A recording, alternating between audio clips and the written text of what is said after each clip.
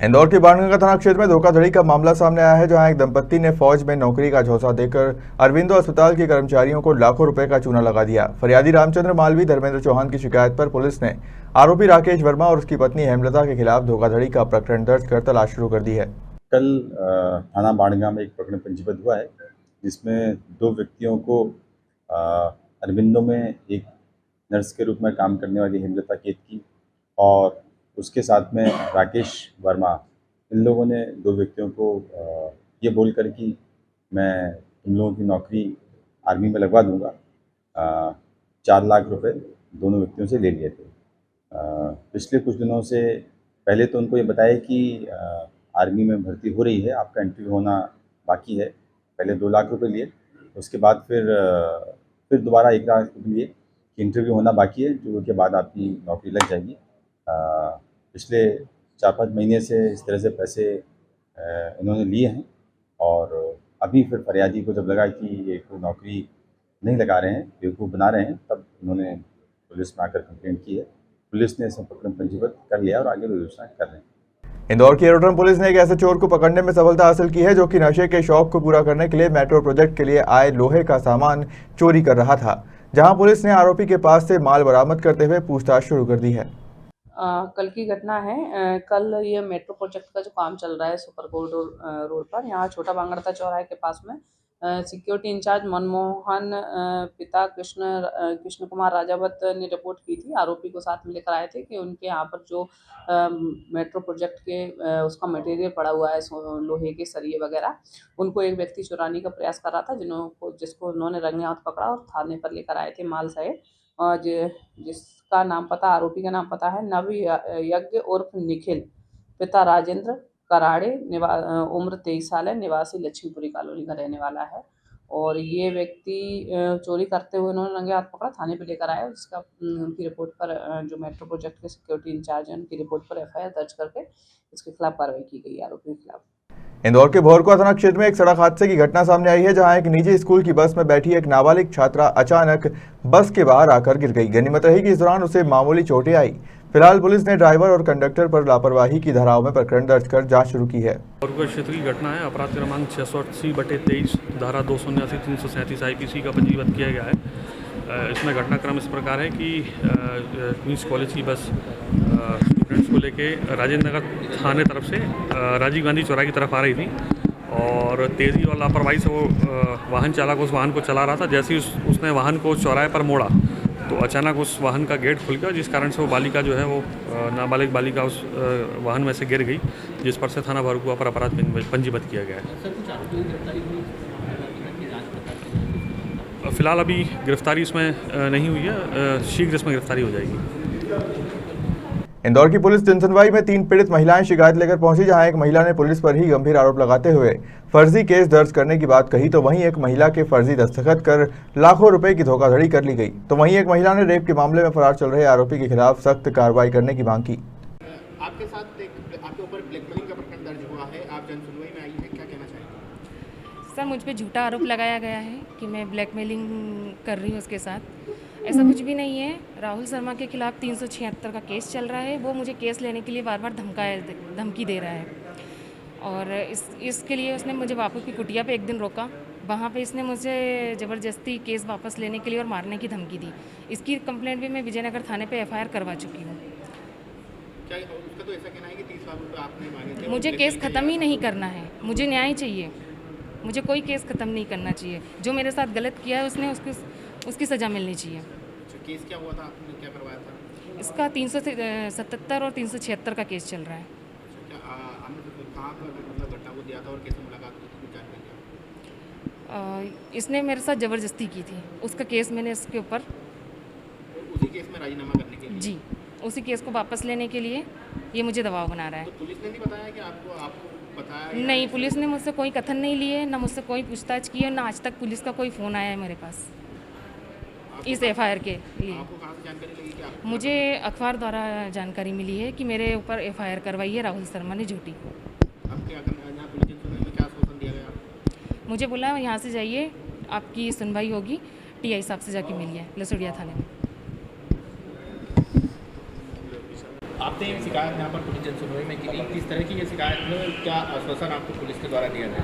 मेरी जो शिकायत है वो ऐसी है कि मेरा काम कंस्ट्रक्शन का है। मेरे क्लाइंट है वैभव वर्मा, जिन्होंने मेरे साथ धोखाधड़ी करी है और जिन्होंने मेरी साइन फर्जी कर दी है।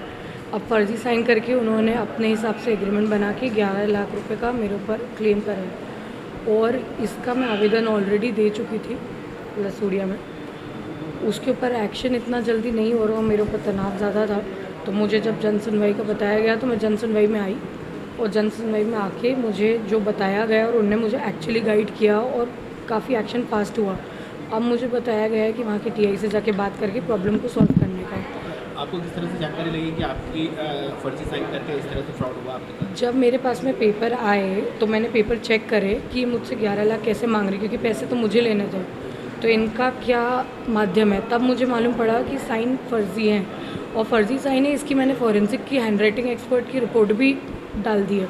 मतलब मेरे पास सारे सबूत है, लेकिन मुझे उस चीज़ का सॉल्यूशन मिल नहीं रहा है अभी तक। अभी मैं पहली बार आई हूँ जन सुनवाई में, इन्होंने जो मुझे गाइड किया है उस अनुसार मैं चलूँगी। किस और नाम से आपकी कंपनी की रजिस्ट्रेशन की? मेरी कंपनी का नाम मार्केट यू डेवलपर है। और इनका क्या रोल था उस कंपनी में? ये मेरे क्लाइंट थे, इन्होंने अपना मकान मुझसे बनवाया जो मैंने ऑलमोस्ट पूरा बना दिया, लेकिन आखिरी का पेमेंट इनको देना नहीं था, इनकी नीयत में नहीं था।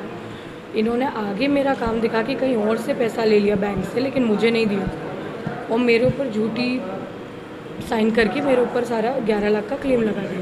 क्या नाम है क्लाइंट का? उसका काम करता है वैभव वर्मा।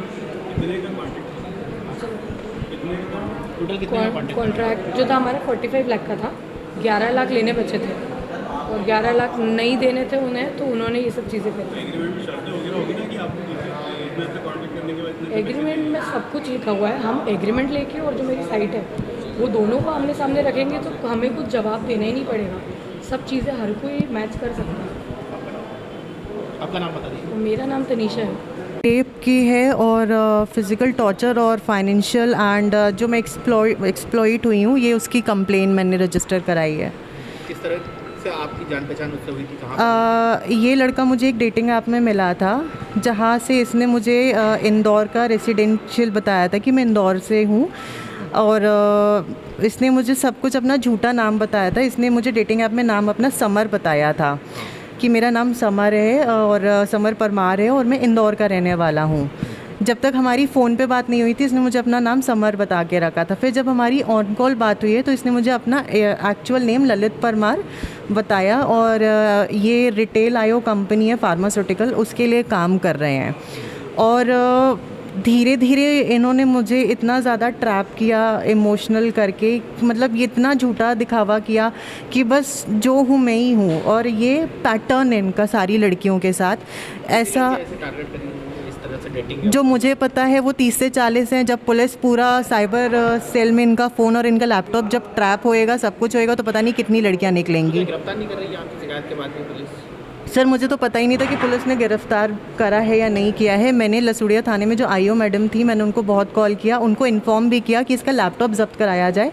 भले आपने फ़ोन रखा है लेकिन लैपटॉप में भी बहुत सारी चीज़ें होंगी, क्योंकि देखिए 1.5-2 साल में उसके साथ एक ही घर में पति पत्नी के तौर पे रहे हैं, तो मुझे पता है कि ये कहाँ कहाँ चीज़ें छुपा सकता था। मैंने पेन ड्राइव भी बताई थी, मैंने लैपटॉप भी बताया था और मैंने फ़ोन भी बताया था कि फ़ोन में ये अपने फ्रंट गैलरी पे कुछ नहीं रखता है, ये सारा ड्राइव में और एक सीक्रेट फोल्डर है इसके फ़ोन के ड्राइव के भी अंदर जो ये लॉक रखता है, उसमें जो मैंने फ़ोटोज़ देखी थी, जिसके बाद मुझे एक्चुअल में इस लड़के की हकीकत पता चली थी।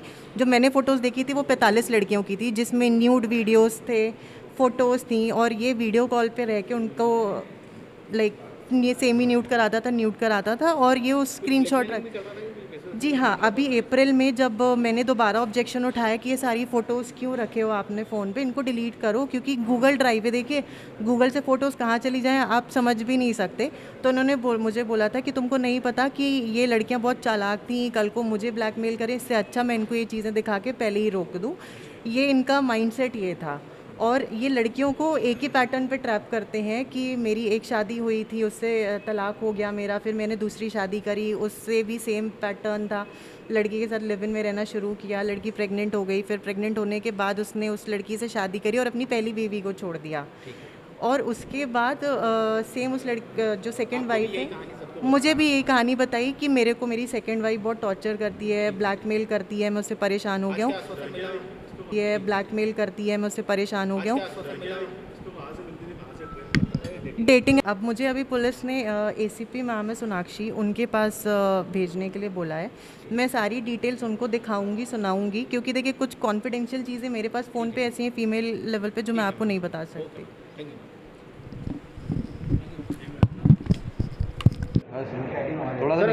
पुलिस जन सुनवाई में एक लथुड़िया थाना क्षेत्र की महिला आई थी जिसके ऊपर पूर्व में एक ब्लैकमेलिंग का प्रकरण दर्ज हुआ। एक महिला जन सुनवाई में आई थी कि उनका ये कहना था कि उनके खिलाफ ब्लैकमेलिंग का एक लसुड़िया में प्रकरण फर्जी तौर पे पंजीबद्ध किया गया है। उसी की शिकायत लेके जन सुनवाई में आई है। टीआई लसुड़िया को बताया गया है कि जो प्रकरण उनके खिलाफ दर्ज किया गया है उसकी विधि अनुसार जांच करें। यदि सही है तो उसमें तदनुसार कार्रवाई करें, और यदि महिला बता रही है कि उसका झूठा मुकदमा है तो उसको वरिष्ठ अधिकारियों के संज्ञान में लाके उस पर वैसी कार्रवाई करें। महिला कई तरह के आरोप भी गंभीर लगा रही है कि पुलिस ने जानकारी नहीं दी और ये उसका कहना है, महिला का आरोप है। इसकी आरोप की वरिष्ठ अधिकारी जांच करेंगे और एसीपी विजयनगर है, उनको ये बताया गया है तो वो उस संबंध में महिला की शिकायत पर जाँच करेंगे। सर एक और शिकायत इंदौर के भौरका थाना क्षेत्र में चोरी की वारदात सामने आई है, जहां चोर गाड़ी का कांच तोड़कर नकदी, बैग, मोबाइल और लैपटॉप लेकर फरार हो गए। वहीं फरियादी की शिकायत के बाद पुलिस ने आसपास लगे सीसीटीवी फुटेज के आधार पर आरोपियों की तलाश शुरू कर दी है। और कोई क्षेत्र की घटना है। एक व्यक्ति धार तरफ से अपने पिता को एडमिट कराने के लिए एप्पल अस्पताल लाए थे और ट्रांसपोर्ट नगर वाली पार्किंग में उनके द्वारा उनका वाहन खड़ा किया गया था और अज्ञात व्यक्तियों द्वारा उसका आगे का कांच शीशा तोड़ा गया और उसमें उनका एक बैग रखा था जिसमें उनका लैपटॉप था, मोबाइल थे, एक वेपन का लाइसेंस था और बैंक की पासबुक थी। वो चोरी हो गया है। इस पर से थाना भौरका पर चोरी का अपराध पंजीबद्ध किया गया है। हम सीसीटीवी फुटेज खंगाल रहे हैं और जल्द जो है ना इसमें गिरफ्तारी करेंगे।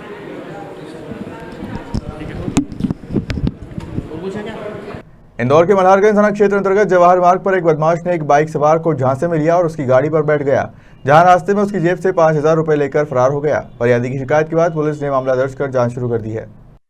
इसमें मल्हारगंज थाना क्षेत्र में 25 तारीख की घटना है, जिसमें जो फरियादी हैं सुजान सिंह लोधी, पिता प्रताप सिंह लोधी, ये नंदबाग कॉलोनी निवासी हैं। ये मसाला फैक्ट्री में काम करते हैं। इनके द्वारा बताया गया कि कल ये जवाहर मार्ग से जब जा रहे थे तो 2 लोग पीछे से आए और उनके द्वारा फरियादी को बोला गया कि आपकी गाड़ी बहुत आप तेज़ रफ्तार से चला के आ रहे थे और उससे पत्थर उछला है, जिससे कि एक महिला को चोट लगी है, उसको इलाज के लिए लेके जा रहे हैं तो आप चलिए। फरियादी ने उनसे बोला भी कि मेरे को तो ऐसे कोई घटना के बारे में पता नहीं है कि मेरी गाड़ी से कुछ ऐसी घटना हुई हो, पर मुझे लगता है क्योंकि शरीफ आदमी थे तो उन्होंने सोचा हो कि गलती से भी अगर किसी को ना लग गया हो तो देख लें और कोई मदद की ज़रूरत पड़े तो मदद कर दें। तो इस चक्कर में जो 2 आरोपी थे उसमें से एक आरोपी फरियादी की गाड़ी में उनके पीछे बैठ गया और दूसरा आरोपी अपनी गाड़ी से चलने लगा। तो जिस अस्पताल का बता रहे थे उस अस्पताल तक फरियादी को लेके जाने लगे।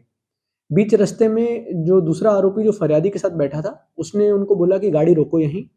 गाड़ी रोकने के बाद वो उतरा और उसने बोला कि वो जो महिला को लगी है वो बहुत हंगामा करती है, हम जाएंगे तो समस्या होगी, आप हमारे पीछे पीछे चलो।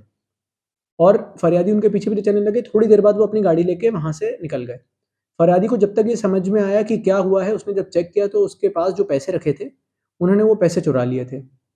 इसमें प्रयास कर रहे हैं कि जो भी टेक्निकल डेटा रहता है, चाहे वो सीसीटीवी फुटेजेस हों या अन्य किसी भी प्रकार के जो फुटेजेस हों, अगर वो मिल जाते हैं तो इसमें बहुत ही जल्द पुलिस दोनों आरोपियों को गिरफ्तार करेगी।